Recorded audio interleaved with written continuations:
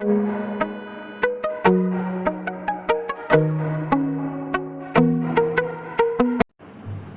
Everyone, I am Nikki and welcome to Nikki CS class. Nikki CS class में आपका स्वागत है।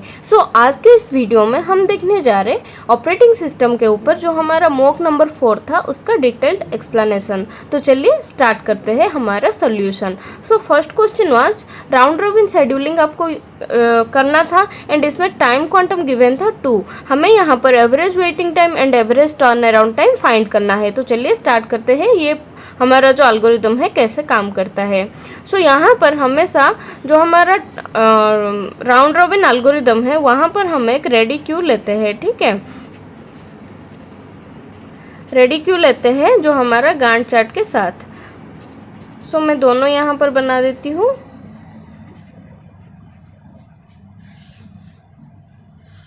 राउंड रॉबिन कैसे काम करता है, यहाँ पर हमारा प्रोसेस नंबर दे दिया है। जब भी आपको प्रोसेस नंबर ऐसे 1 2 3 4 5 नॉर्मली नंबर्स दिया हुआ होता है तो आप यहाँ पर क्या कर लो, यहाँ पर पी लिख लो ताकि यहाँ पर कन्फ्यूजन ना हो कि arrival time and process time. Some time ये सारा नंबर पे होने से हमें कन्फ्यूजन हो जाता है। ठीक है, फर्स्ट अराइवल टाइम क्या है हमारा 0 पर कौन सा प्रोसेस अराइव हो रहा है P1। ठीक है, यहाँ पर P1 हमारा कितना टाइम तक चलेगा, यहाँ पर भी आप रेडी क्यू में P1 को इंसर्ट कर दो। ठीक है, गांट चार्ट में हमारा P1 कितना टाइम तक चलेगा, जैसे हमारा टाइम क्वांटम 2 दिया है तो यहाँ पर ये 2 तक चलेगा। जब ये 2 तक चल रहा है तो इसका बर्स्ट टाइम कम होकर कितना हो जाएगा, 2 हो जाएगा यहाँ पे। ठीक है, एंड देन यहाँ पर हम क्या करेंगे, जब हमारा अराइवल टाइम 2 हो गया, अराइवल टाइम 2 तक यहाँ पर हम देखेंगे कि कौन सा प्रोसेस अराइव हो गया है। यहाँ पर 0 तो ऑलरेडी हमारा यहाँ पर प्रोसेस चल रहा है। देन अराइवल टाइम 2 तक 1 एंड 2 दोनों अराइव हो गए हैं। तो यहाँ पर क्या करोगे, प्रोसेस P2 एंड P3 दोनों को रेडी क्यू में एंटर कर दोगे। ठीक है, यह हमारा फर्स्ट प्रोसेस है। पहले आप जो प्रोसेस अराइव हो रहा है 0 पे उसको लिख लो। ठीक है, देन उसके साथ ही जब इसका बर्स्ट टाइम खत्म होता है 2 क्वांटम तक, तभी तक कौन सा प्रोसेस हमारा अराइव हो चुका है ऑलरेडी, उसको हम क्या करेंगे, रेडी क्यू में लिख लेंगे। ठीक है, देन क्या करना है, प्रोसेस P2 2 तक चला एंड 2 हम यहाँ पे माइनस कर दिया और रिमेनिंग हमारे पास कितना है 2 है। तो इसको कट करके यहाँ पर P1 रख लो, क्योंकि P2 एंड P3 के बाद नेक्स्ट टर्न किसका आएगा, ये रेडी क्यू में फिर से इंसर्ट हो गया है। देन नेक्स्ट हमारा आप रेडी क्यू चेक करोगे, अभी यहाँ पर कुछ नहीं देखोगे, आप रेडी क्यू में देखोगे कि P1 के बाद कौन सा प्रोसेस है। तो यहाँ पर हमारा P1 के बाद प्रोसेस P2 है। P2 भी कितना तक चलेगा, 4 तक। अभी P2 4 तक चल गया है। यहाँ पर क्या करना है, देखना है कि अराइवल टाइम 4 तक कौन सा प्रोसेस हमारा आ गया है। तो 4 यहाँ पर हो गया। देन P4 P5 3 एंड 4 ये ऑलरेडी रेडी क्यू में आ गए हैं। तो P3 P4 को रेडी क्यू में रख लो। ये करने के बाद देन यहाँ पर 2 माइनस करो, -2 करने से 5 से 3 हो गया। ठीक है, अगर हम नेक्स्ट यहाँ पर देखें तो हमारा कौन सा प्रोसेस आएगा, अभी P2 का 4 हो गया तो P2 को फिर से यहाँ पर इंसर्ट कर दो। ठीक है, फर्स्ट प्रोसेस आप गांट चार्ट में लो। ठीक है, गांट चार्ट में लेने के बाद अराइवल टाइम देखो कि इसका बर्स्ट टाइम इतना 2 क्वांटम तक खत्म होने तक कौन सा प्रोसेस ऑलरेडी अराइव हो गया है। जो प्रोसेस आपका अराइव हो गया है उसको आप क्या करोगे, रेडी क्यू में रख लोगे। ठीक है, देन क्या करोगे, इसका बर्स्ट टाइम माइनस करने के बाद अगर यहाँ पर रिमेनिंग टाइम रह जाता है बर्स्ट टाइम, तो इसको फिर से क्या करोगे, यहाँ पर इंसर्ट कर दोगे। ठीक है, देन नेक्स्ट प्रोसेस कौन सा है रेडी क्यू में, P3 है। ठीक है, P3 को आप यहाँ पर असाइन करो। P3 कितना तक चलेगा, 6 तक, एंड 6 तक हमारा कौन सा प्रोसेस आ गया है, P6। ठीक है, P6 ऑलरेडी यहाँ पर अराइव हो गया है रेडी क्यू में। देन अगर हम यहाँ पर माइनस करें तो ये 0 हो गया, तो ये प्रोसेस हमारा एकदम से खत्म हो गया। ठीक है, इसको काट लो ताकि बाद में आपको कन्फ्यूजन ना हुए। तो यहाँ पर अगर हम नेक्स्ट देखेंगे तो यहाँ पर हम क्या करेंगे, P3 को काट लिए और इसको हम यहाँ पर रेडी क्यू में फिर से इंसर्ट नहीं करेंगे क्योंकि इसका बस टाइम जो है ये खत्म हो गया है। ठीक है, देन नेक्स्ट हमारा प्रोसेस में कौन आ रहा है, P1 कितना तक चलेगा, 2 क्वांटम है इसका फिर से। ठीक है, ये 0 हो जाएगा। देन ये हमारा क्या हो गया, 6 से ये हो गया 8। ठीक है, देन इसके बाद P1 भी खत्म हो गया। नेक्स्ट हमारा रेडी क्यू में कौन है, P4। तो P4 को आप असाइन करो। P4 के पास 1 है तो ये 0 हो जाएगा एंड ये नेक्स्ट हमारा क्या हो जाएगा, ये 9। ठीक है, देन P4 भी खत्म हो गया। देन ये खत्म होने के बाद नेक्स्ट हमारे पास कौन सा प्रोसेस है, P5 रेडी क्यू में है। ठीक है, P5 का कितना है time quantum, sorry burst time 6 है, ठीक है। तो इसको हम 11 तक चलाएंगे एंड यहाँ पर हम इसको 4 कर देंगे, ठीक है, 2 माइनस करके। देन यहाँ पर क्या करेंगे हम P5 के बाद इसको फिर से यहाँ पर इंसर्ट कर देंगे, P2 के बाद P6 देन अगेन P5। अगर यहाँ पर हम देखें तो नेक्स्ट प्रोसेस हमारा कौन सा आ रहा है रेडी क्यू में, P2, ठीक है। P2 को हम कितना टाइम तक चलाएंगे, 2 क्वांटम तक, ठीक है। और यहाँ पर कितना बच जाएगा 1 एंड यहाँ पर हो जाएगा ये 13 एंड P2 फिर से ख़त्म नहीं हुआ है तो इसको फिर से इंसर्ट कर लेंगे। देन नेक्स्ट अगर हम यहाँ पर देखें तो P6, सो नेक्स्ट P6 आएगा। P6 के पास ऑलरेडी 3 क्वांटम है तो ये माइनस होके 1 हो जाएगा एंड यहाँ पर ये हो जाएगा 15, ठीक है। देन नेक्स्ट अगर हम इसमें देखें तो P6 फिर से ख़त्म ही नहीं हुआ है, देन अगेन P5 यहाँ पर इंक्लूड होगा। P5 का कितना तक चलेगा, P5 के पास ऑलरेडी 4 है और तो यहाँ पर ये 17 तक चलेगा। नेक्स्ट अगर हम देखें तो इसमें क्या होगा, P5 के बाद नेक्स्ट अगेन P2 यहाँ पर इंसर्ट होगा क्योंकि रेडी क्यू में अभी P2 है, ठीक है। एंड P5 को हम यहाँ पर रख लेंगे तो P2 का फिर से हमारा कितना है 1 है तो यहाँ पर ये 18 हो जाएगा। देन P6 का बारी आएगा, देन P6 कितना तक चलेगा 19 तक, ठीक है। देन अगेन अगर हम यहाँ पर देखें तो P6 खत्म हो गया, देन P5 बच रहा है एंड P5 का कितना हो जाएगा 2, ठीक है। 2 मतलब यहाँ पर 21 हो जाएगा। टोटल हमारा ये हो गया गांट चार्ट एंड ये हो गया हमारा रेडी क्यू। अगर हम यहाँ पर कंप्लीशन टाइम देखें तो कंप्लीशन टाइम इक्वल टू कितना हो जाएगा, completion time equal to P5 का 21, ठीक है। अगर यहाँ पर मैं लिख लूँ तो and turn around time equal to completion time minus arrival time, तो ये हो गया 18 then 17 then 4 6 minus 2 4 then 9 minus 3 6 then 21 minus 4 17 then 19 minus 6 हो गया 13, ठीक है। सो ये सबको अगर हम ऐड करेंगे तो इसका वैल्यू हो जाएगा 65 एंड वेटिंग टाइम कितना हो जाएगा, turn around time minus burst time, तो 8 minus 4 4 then 12 then 2 then 5 11 and 10, ये सबको अगर हम ऐड करें तो ये हो जाएगा 44। सो हमारा एवरेज जो टर्न अराउंड टाइम है वो कितना हो जाएगा 65 डिवाइडेड बाई 6, जिसका वैल्यू की हमारा आ जाएगा 10.83, ठीक है। एंड अगर हम यहाँ पर एवरेज वेटिंग टाइम देखें तो average waiting time equal to 44 divided by 6, ठीक है। ये टोटल डिवाइडेड बाई जितना नंबर हमारे पास प्रोसेस है तो ये कितना हो जाएगा, इसका आंसर 7.33। सो ये हो गया फर्स्ट क्वेश्चन का आंसर। सो सेकंड क्वेश्चन क्या था, consider a system which is 4 processes P1 P2 P3 P4 all arriving in the ready queue in the same order at time 0। तो यहाँ पर आपको टेबल नहीं दिया है तो यहाँ पर आपको टेबल क्रिएट करना पड़ेगा। तो फर्स्ट ऑफ ऑल यहाँ पर हमारा जो प्रोसेस नंबर है, ठीक है, प्रोसेस नंबर क्या क्या दे दिया है, P1 P2 P3 and P4। Then यहाँ पर क्या बोला है, arrival time all arrive at time 0, time 0 पर सब अराइव हुए हैं तो सबका अराइवल टाइम कितना हो जाएगा 0 एंड बस टाइम कितना दे दिया है 4181, ठीक है। रिक्वायरमेंट ऑफ द प्रोसेसर 4181 थे रेस्पेक्टिवली। तो यहाँ पर क्या पूछा है, then what is the completion time of P1, only P1 का हमें कंप्लीशन टाइम पूछा है। तो यहाँ पर क्या करोगे आप, कंप्लीशन टाइम निकालोगे, ठीक है। सो इसका अगर गांट चार्ट हम देखें तो इसका भी टाइम क्वांटम 1 दिया है एंड राउंड रॉबिन शेड्यूलिंग हमें यूज करना है। तो फर्स्ट ऑफ ऑल हमें क्या बनाना है, रेडी क्यू, एंड देन हमें बनाना है इसका गांट चार्ट।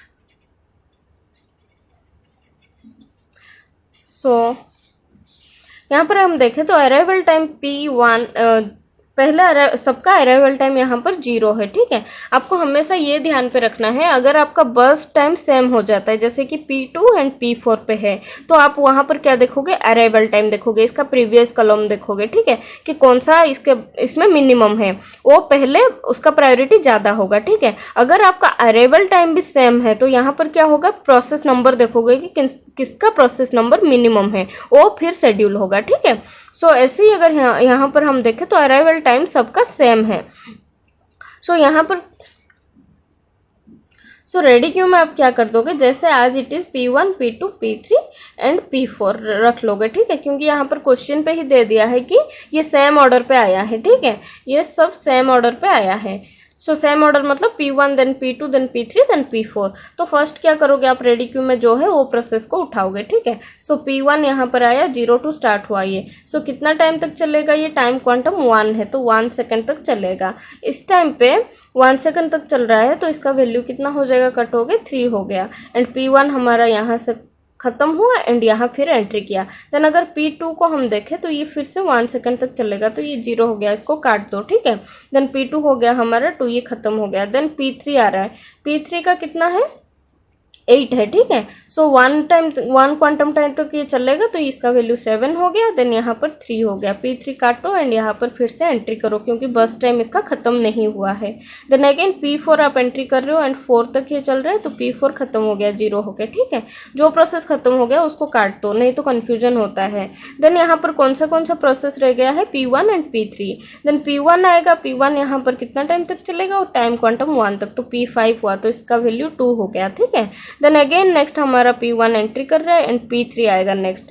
P3 आके यहाँ पर क्या हुआ, इसको 6 किया एंड यहाँ पर 6 हुआ, ठीक है। देन P3 यहाँ पर एंट्री होगा, P1 यहाँ पर प्रोसेस पर आएगा एंड ये हो जाएगा 7, यहाँ पर हो गया 1, ठीक है। देन नेक्स्ट अगर हम देखें तो P1 यहाँ फिर एंट्री करेगा क्योंकि बस टाइम खत्म नहीं हुआ है। एंड P3 को अगर हम देखें यहाँ पर तो P3 का वैल्यू कितना हो जाएगा, 8 हो जाएगा एंड यहाँ पर 5 हो जाएगा। एंड अगेन P3 यहाँ पर एंट्री करेगा। देन P1 यहाँ पर आएगा, P1 खत्म हो गया, 0 हो गया, तो यहाँ पर P1 का कंप्लीशन टाइम कितना हो रहा है, 9 हो रहा है। तो यही क्वेश्चन में पूछा है, इससे ज़्यादा आप कुछ ना करो। यहाँ पर पूछा है कि कंप्लीशन टाइम ऑफ P1 का कंप्लीशन टाइम कितना है, तो ये हो गया हमारा 9, आंसर है 9।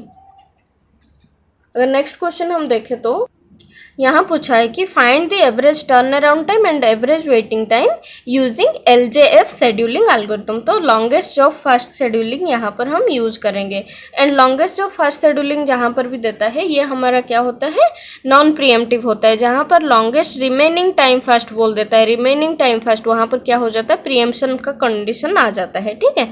सो ये नॉर्मल हमारा लॉन्गेस्ट जॉब फास्ट शेड्यूलिंग है। तो इसको अगर हम देखें तो इसका गांठ चार्ट अगर यहाँ बना दें, सो यहाँ पर क्या होगा, प्रोसेस नंबर P1 जब भी ऐसे देता है, मैं आपको पहले से ही बोल दूँ यहाँ पर PP लिख लो ताकि कन्फ्यूजन ना हो, ठीक है। प्रोसेस P1 पहले आएगा अराइवल टाइम 0 में। कोई भी प्रोसेस हो 0 से स्टार्ट हो रहा है तो यहाँ पर आप लॉन्गेस्ट कौन सा है ये नहीं देखोगे। कोई बच्चा क्या कर देता है, डायरेक्ट P5 लिख लेता है क्योंकि यहाँ पर सबसे बर्स्ट टाइम ज़्यादा है, ठीक है।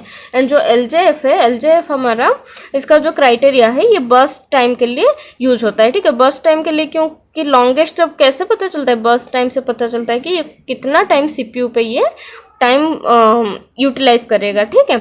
सो डायरेक्ट ये क्या कर देते हैं बच्चे, यहाँ पर P5 से स्टार्ट कर देते हैं क्योंकि ये लार्ज है। तो ऐसे नहीं होगा क्योंकि जब आपका प्रोसेस यहाँ पर आता है अराइवल टाइम 0 पे, जो भी प्रोसेस स्टार्ट होता है तो इसका अराइवल टाइम उतना होने के टाइम पे ही वो प्रोसेस एंट्री करता है, ठीक है। सो हमेशा अराइवल टाइम 0 से ही आपको स्टार्ट करना है। सो यहाँ पर क्या होगा, इसका बर्स्ट टाइम 2 है तो प्रोसेस 1 यहाँ पर कितना टाइम वेट करेगा, 2 तक। अब भी आपको देखना है कि ये अराइवल टाइम 2 को आ गया है। सो 2 तक यहाँ पर कौन सा प्रोसेस अभी आ गया है, अभी ये आ गया एंड ये आ गया, तो दोनों में से आपको चेक करना है जिसका लार्जेस्ट है, ठीक है।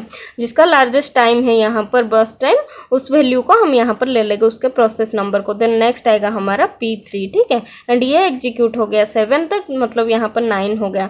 अभी आपको चेक करना है कि 9 तक आपका कौन सा प्रोसेस अराइव हो गया है। तो यहाँ पर ऑलरेडी हमारा 1, 3 एंड 4 अराइव हो गया है। यहाँ पर अभी चेक करना है कि किसका जॉब जो है लार्जेस्ट है। सो नेक्स्ट यहाँ पर कौन सा प्रोसेस का हाईएस्ट है, लॉन्गेस्ट बर्स्ट टाइम है P5 का। सो P5 यहाँ पर शेड्यूल हो जाएगा एंड 9 + 8 कितना हो जाएगा, 17। सो ये भी खत्म हो गया। नेक्स्ट आपको देखना है कि कौन सा प्रोसेस का लार्जेस्ट है। सो P2 का लार्जेस्ट है, तो 17 + 6 हो गया 23। देन यहाँ पर नेक्स्ट कौन सा प्रोसेस बच गया है, P4, 23 + 4 = 27। तो यहाँ पर क्या पूछा है, एवरेज टर्न अराउंड टाइम हमें फाइंड करना है। सो कंप्लीशन टाइम आप राइट टू लेफ्ट देखो, ठीक है। सो P4 का कंप्लीशन टाइम है 27। देन नेक्स्ट P2 का कंप्लीशन टाइम है 23।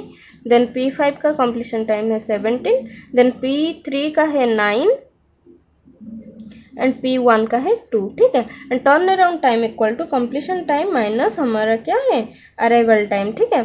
सो टर्न अराउंड टाइम = यहाँ पर हो जाएगा 2, देन 22, देन 7, देन 24 एंड 13। अगर ये सबको आप ऐड करो तो इसका वैल्यू आ जाएगा होल टोटल में 60 एंड एवरेज अगर हम फाइंड करें तो 60 divided by 5 which is equal to 13.60।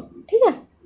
And average waiting time भी यहाँ पर पूछा है, सॉरी, अगर एवरेज वेटिंग टाइम आप ऐसे ही निकालो तो इसका वैल्यू आ जाएगा 41 डिवाइडेड बाई 6 इक्वल टू 8.20।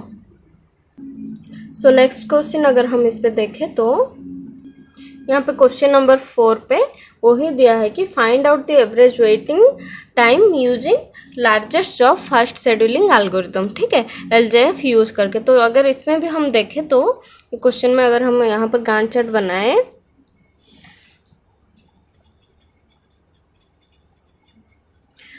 पहले कौन सा प्रोसेस आएगा आपको देखना है कि मैं पहले ही बता दी हूँ कि हमारा जो गांठ चार्ट है वो हमेशा 0 से ही स्टार्ट होता है। ठीक है, तो हमारा जो लीस्ट अराइवल टाइम है यहाँ पर 2 है, तो 0 to 2 तक हमारा क्या है, CPU जो है वो आइडल है। तो आपको 2 से ही स्टार्ट करना है। अगर कोई प्रोसेस अराइव होगा तभी तो ना आप उसको शेड्यूल करोगे। सो यहाँ पर ऐसे नहीं देखना कि पहले लार्जेस्ट किसका है, ठीक है, 27 का है करके P6 को आप असाइन ना कर देना, क्योंकि अराइवल टाइम ये जो है ये 2 पर हमारा कौन सा प्रोसेस आ रहा है, प्रोसेस नंबर P4। ठीक है, सो P4 यहाँ पर शेड्यूल करो। P4 का बस टाइम कितना है, 18 है, तो ये हो गया हमारा 20। ठीक है, तो ये खत्म हुआ। देन अराइवल टाइम 20 तक, देखो अभी 20 तक कौन सा प्रोसेस ऑलरेडी अराइव हो गए हैं। 13 अराइव हो गया है, 19 अराइव हो गया है। ठीक है, एंड देन 17 भी अराइव हो गया है। अगर यहाँ पर हम देखें तो सबसे यहाँ पर लीस्ट अराइवल टाइम है 13 का, तो P6 का। ठीक है, P6 अगर यहाँ पर आ रहा है तो इसका बस टाइम कितना हो जाएगा, सॉरी इसका अगर हम देखें तो 27 ऐड हो जाएगा, यहाँ पर 47 हो गया। जब हमारा अराइवल टाइम 47 हो गया, ये पॉइंट पे ऑलरेडी हर एक प्रोसेस यहाँ पर आ गए हैं। ठीक है, तो अभी आपको देखना है कि इन सब में से हमारा जो मिनिमम बस टाइम है वो किसका है। सो यहाँ पर आपको देखना है कि बस टाइम किसका सबसे लार्ज है। ठीक है, सो देन हमारा आ रहा है 23, तो यहाँ पर P2 को आपको असाइन करना है। अगर P2 को हम असाइन कर रहे हैं तो 47 + 23 इक्वल टू 70। एंड देन आपको देखें तो यहाँ पर नेक्स्ट किसका बस टाइम हाई है, P1 का। सो P1 यहाँ पर हम ले लेंगे 19 तक, तो ये हो गया 89। अभी यहाँ पर देखो क्या हो रहा है, P3 एंड P5 दोनों का हमारा क्या है, बस टाइम सेम आ रहा है 16 एंड 16। यहाँ पर आप क्या करोगे, दोनों का अराइवल टाइम देखोगे। जो प्रोसेस पहले अराइव हुआ है, इसका मतलब क्या है, जो प्रोसेस आपका लीस्ट अराइवल टाइम है, पहले अराइव हुआ है, उसको आप शेड्यूल करोगे। तो यहाँ पर P5 को आप शेड्यूल करोगे। ठीक है, जब भी बर्स्ट टाइम सेम हो जाता है आपको अराइवल टाइम देखना है मिनिमम है कि नहीं। अगर अराइवल टाइम भी दोनों का सेम है तो आपको देखना पड़ेगा कि प्रोसेस नंबर सेम है कि नहीं, प्रोसेस नंबर किसका लीस्ट है। ठीक है, और यहाँ पर प्रोसेस नंबर कभी भी सेम नहीं होगा, क्योंकि हर एक प्रोसेस का एक आईडी जो होता है वो डिफरेंट होता है, यूनिक होता है। ठीक है, तो यहाँ पर कंफ्यूज ना होना, जब भी बर्स्ट टाइम सेम दे तो आपको अराइवल टाइम देखना है। अगर अराइवल टाइम सेम दे रहा है तो आपको यहाँ पर प्रोसेस नंबर देखना है। ठीक है, सो P5 यहाँ पर शेड्यूल हो गया एंड 89 + 16 इक्वल टू 105 हो गया।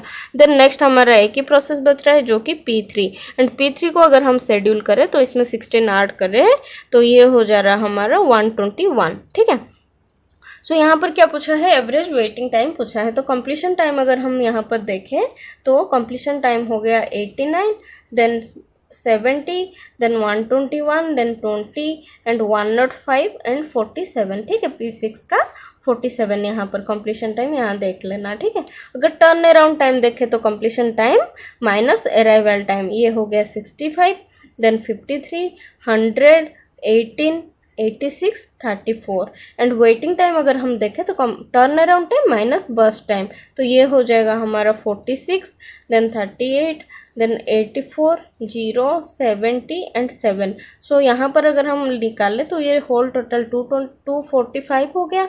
अगर हम एवरेज निकालें divided by number of process हो गया हमारा 6, तो इसका वैल्यू हो जाएगा हमारा 41.33। ठीक है, ये है करेक्ट आंसर। अगर क्वेश्चन नंबर 5 हम देखें तो यहाँ पर क्या पूछा है कि what is the average turn around time using LRTF। LRTF जो है ये हमारा प्रीएम्पशन वर्जन है, ठीक है। यहाँ पर हमारा प्रीएम्पशन यूज होगा, यहाँ पर हम देखेंगे, ठीक है, बार बार कि कौन सा प्रोसेस लार्ज है कौन सा नहीं है। तो अगर यहाँ पर मैं गांठ चार्ट बनाऊँ तो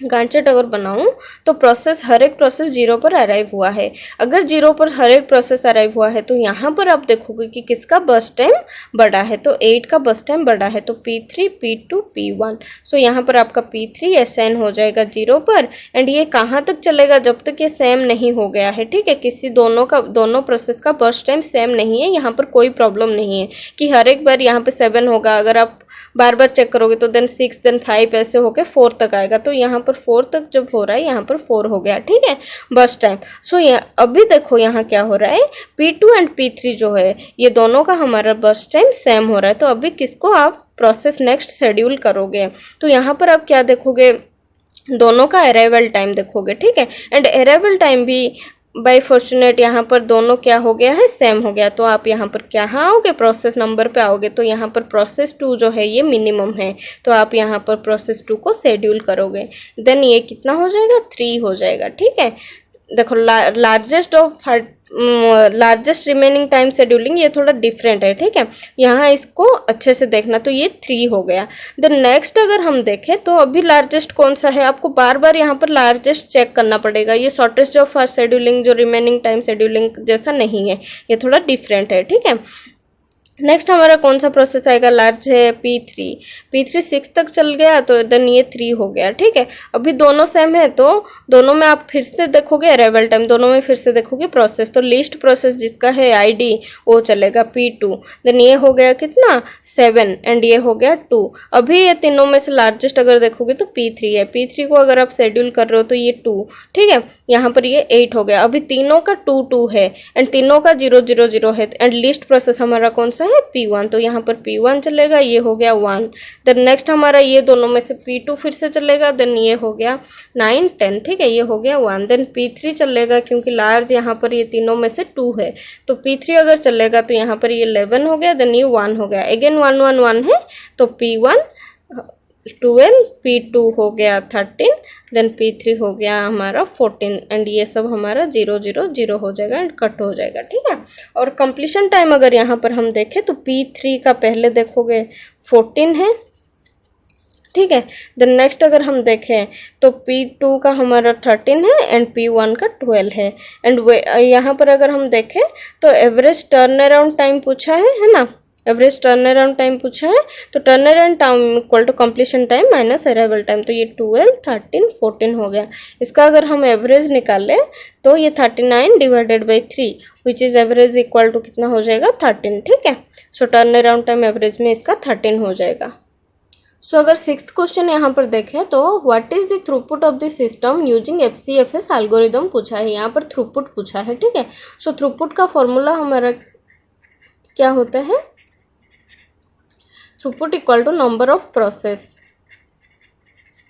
डिवाइडेड बाय कंप्लीशन टाइम। जो इसका पूरा टोटल ये FCFS यूज करके जो फाइनल हमारा कंप्लीशन टाइम आएगा वो माइनस फर्स्ट अराइवल टाइम, ठीक है। ये फर्स्ट अराइवल टाइम, ये लास्ट इसका कंप्लीशन टाइम कितना होता है। तो ये हो गया हमारा फॉर्मूला थ्रूपुट निकालने के लिए। अगर यहाँ पर हम FCFS यूज करें तो 0 से स्टार्ट हो रहा है, देन प्रोसेस 1 आ रहा है, ये क्या कितना टाइम तक चल रहा है 2। देन प्रोसेस 2 आ रहा है, इसका बर्स्ट टाइम 3 है, तो ये हो गया 5। देन प्रोसेस 3 आ रहा है 5 है, तो 5 + 5 हो गया 10। हाँ, देन नेक्स्ट अगर हम यहाँ पर देखें तो एक सेकेंड, फिर P4 आएगा, P4 आ गया, ये हो गया 16। देन P5 हो गया, 16 + 8 हो गया कितना 24। देन P6 आ गया, कंप्लीशन टाइम 24 + 7 = 31।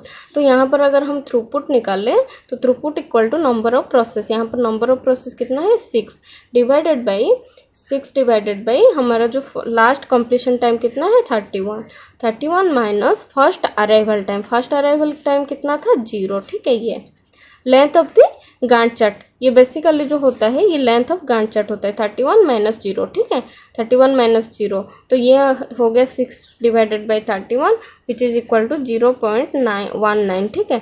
अगर परसेंटेज में इसको ले तो 19% हो जाएगा ये आंसर।